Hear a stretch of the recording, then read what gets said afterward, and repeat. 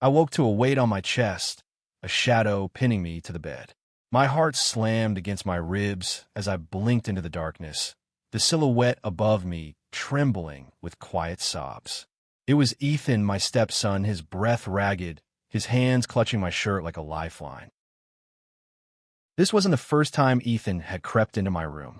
At 19, he was no stranger to nightmares, though he'd never admit it.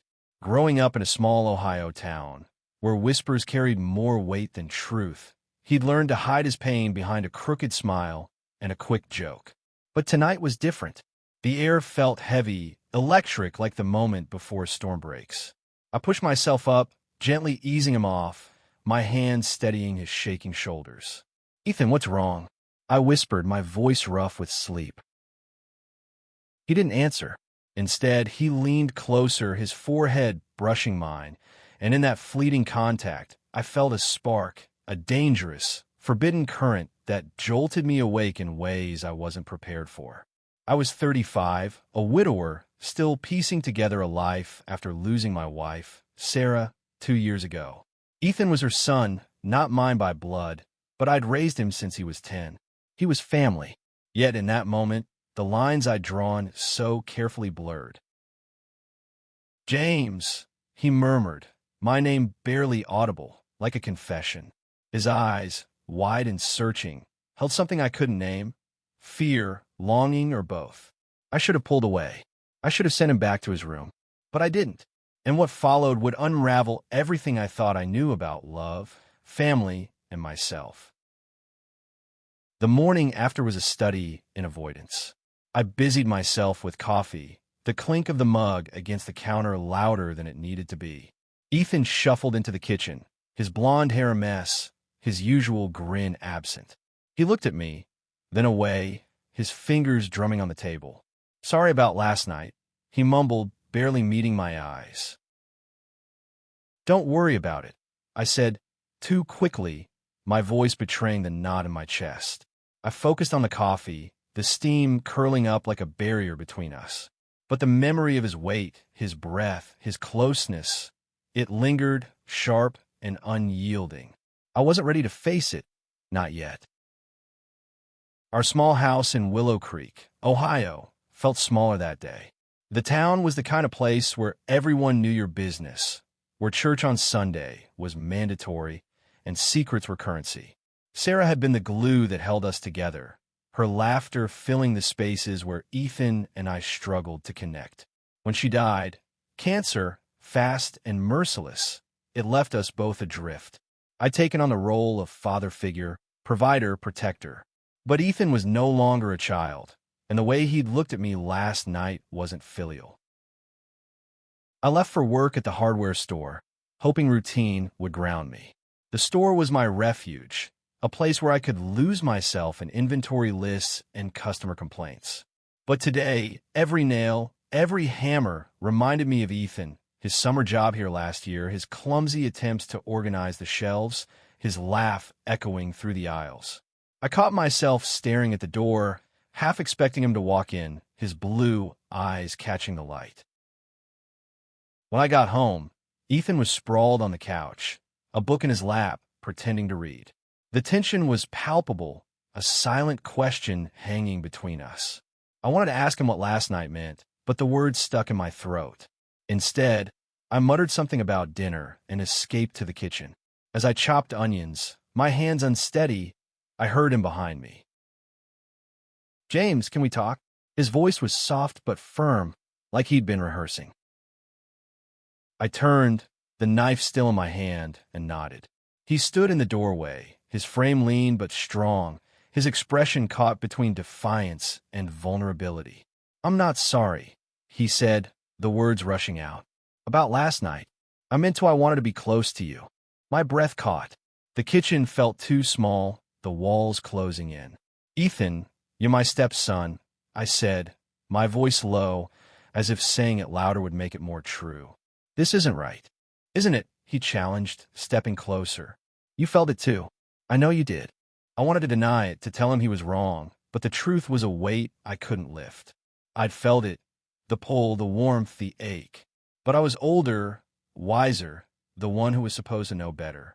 "We can't," I said, turning back to the counter, my hands gripping the edge. "This isn't what family does."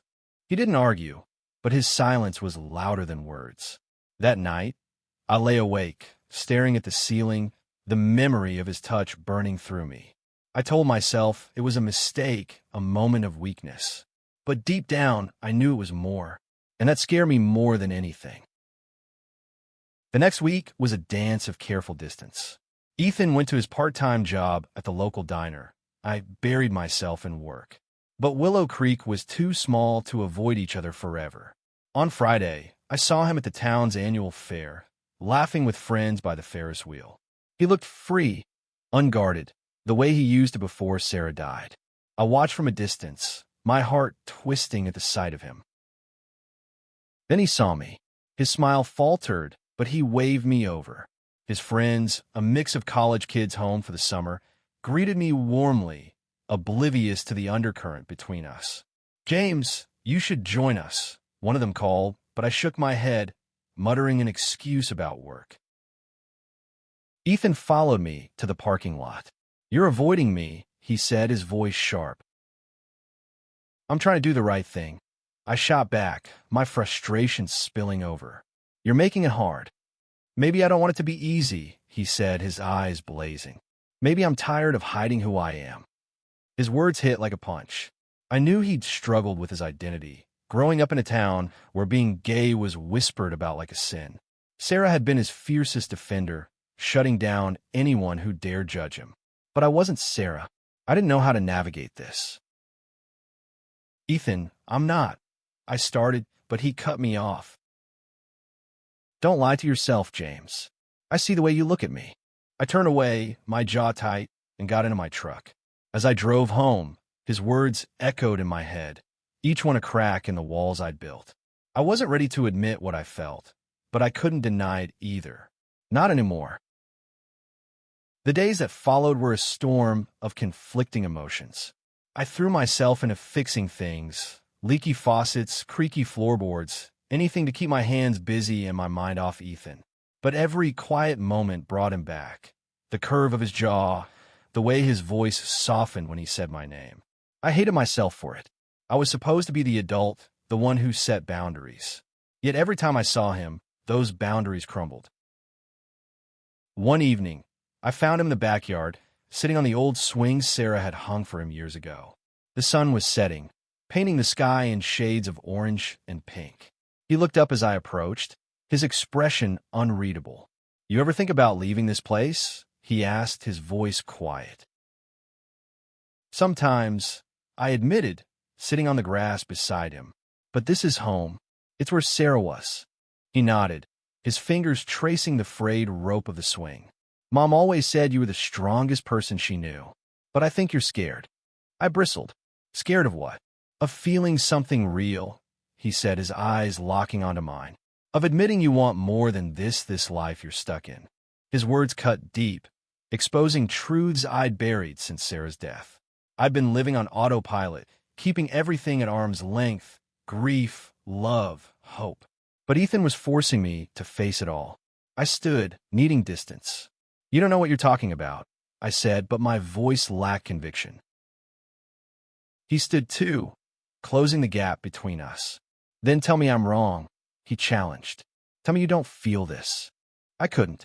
Instead, I turned and walked back to the house, my heart pounding. That night, I dreamed of him, his touch, his voice, his warmth. When I woke, the guilt was a vice around my chest, but so was the longing. The turning point came at the end of summer. Ethan was set to leave for college in Columbus, a few hours away. The thought of him gone filled me with both relief and dread. I wanted him to go, to find a life beyond Willow Creek's narrow-minded streets. But I also wanted him to stay, and that selfish desire gnawed at me. The night before he left, he knocked on my bedroom door. I was awake, staring at the ceiling, braced for another sleepless night. "Can I come in?" he asked, his voice soft. I hesitated, then nodded. He sat on the edge of my bed, his hands clasped tightly in his lap. "I'm leaving tomorrow," he said, as if I didn't know. "But I need you to understand something before I go. I sat up, my throat tight. Ethan, we've been through this. No, he interrupted, his voice firm. You don't get to decide what I feel. I've spent my whole life hiding, pretending to be someone I'm not. But with you, I can't pretend anymore. I love you, James. Not as a stepson, as me. The words hung in the air, raw and unyielding. I wanted to tell him it was impossible, that it would destroy us both. But the truth was, I loved him too, not as a father, but as a man. The realization hit me like a freight train, shattering every defense I'd built. I reached for his hand, my fingers trembling. This could ruin everything, I whispered. Then let it, he said, his voice breaking. I'd rather have this than nothing. We didn't speak after that. Instead, we sat there, hands intertwined, the weight of our choice settling over us like a storm cloud. I didn't know what came next, but for the first time, I wasn't running from it. Ethan left for college the next morning. I drove him to the bus station, the silence between us heavy but not uncomfortable. As he grabbed his bag, he turned to me, his eyes bright with something like hope.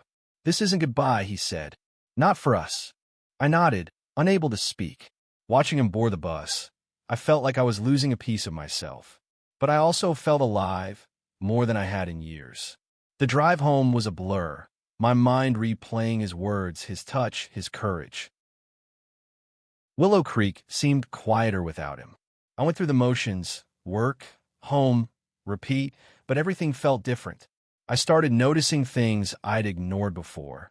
The way the townsfolk whispered when I passed, the way their eyes lingered a little too long. I wondered if they sensed the change in me, the secret I was carrying. It terrified me, but also set me free. Weeks passed, and Ethan's absence was a constant ache. We texted, called, but it wasn't the same.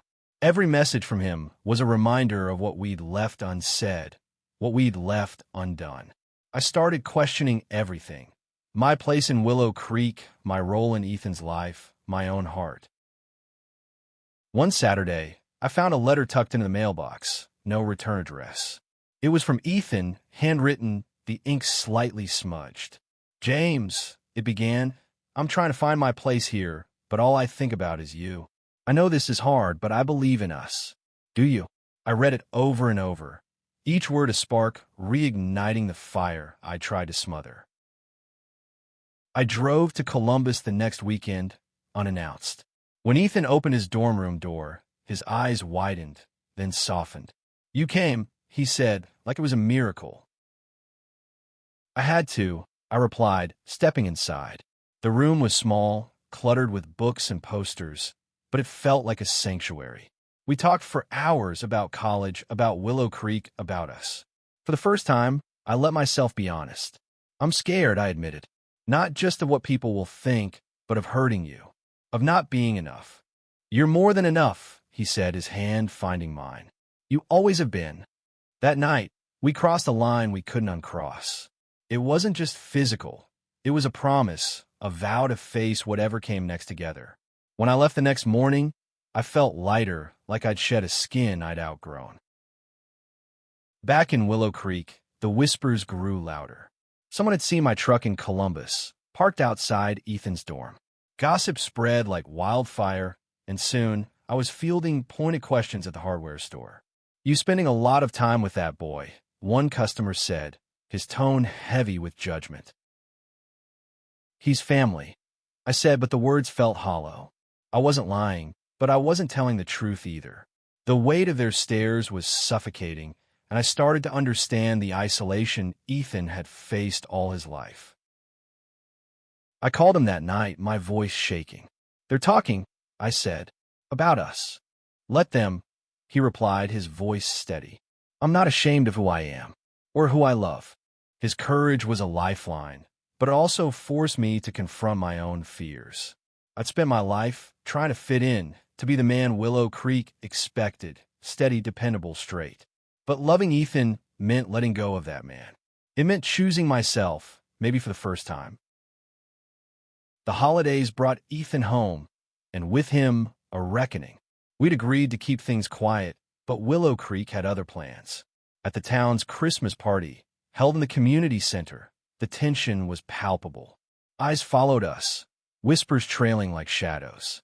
Ethan, ever defiant, took my hand under the table, his thumb brushing my knuckles. It was a small gesture, but it felt like a declaration. Later, as we walked home through the snow, he stopped under a streetlight, his breath visible in the cold air. "I want to tell them," he said. "I want to be us, out in the open." I froze, the weight of his words sinking in. "It'll change everything," I said. "They'll hate us." "Maybe," he admitted, "but I'd rather be hated for who I am than loved for who I'm not." His words echoed in my mind for days. I thought about Sarah, how she'd fought for Ethan's right to be himself. I thought about the life I'd built, the one I was risking. But most of all, I thought about Ethan, his strength, his heart, his unwavering belief in us. The next Sunday, I went to church, something I hadn't done in months. The pews were packed, the air thick with anticipation. I stood during the open prayer, my hands shaking. "I need to say something," I began, my voice carrying over the silence. "I love someone, and it's not who you expect, or maybe who you want. But it's real, and I'm done hiding it." The room erupted in murmurs, some angry, some shocked. Ethan, sitting in the back, met my eyes, his expression a mix of pride and fear. I walked out, my heart pounding, but I felt free. The fallout was swift. Some neighbors stopped speaking to me. The hardware store lost customers. But others surprised me. Friends who offered quiet support, a pastor who reached out with kindness. Ethan and I faced it together, his hand in mine, his courage bolstering my own. We moved to Columbus the next spring, leaving Willow Creek behind. The city was a new world, one where we could walk down the street without fear, where love wasn't a scandal. We rented a small apartment, filled it with secondhand furniture and new memories. Every night, as we lay together, I marveled at how far we'd come. One evening, under a tree in a quiet park, Ethan pulled me close, his lips brushing mine. The autumn leaves fell around us, a reminder of time passing, of seasons changing. "I was asleep too," he whispered, "until you woke me up." I smiled, my heart full. Our love wasn't easy, and it wasn't perfect. It came with loss, with judgment, with pain. But it also came with truth, with freedom, with a life I'd never dared to dream of. And as I held him, I knew, no matter what came next, we'd face it together. Because love, real love, was worth every risk, every tear, every trembling step into the unknown.